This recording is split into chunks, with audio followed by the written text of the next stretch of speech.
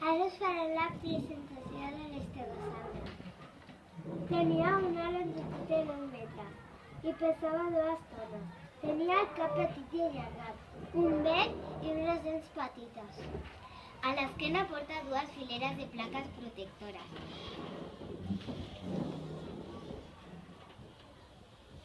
Que controlaven la seva temperatura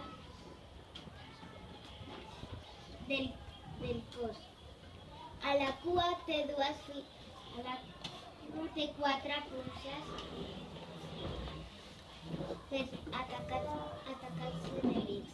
El seu nom significa rèptil entaulada. És herbívor.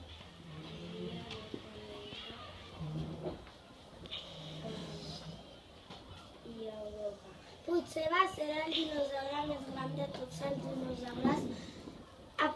Va viure aproximadament 112 milions d'anys.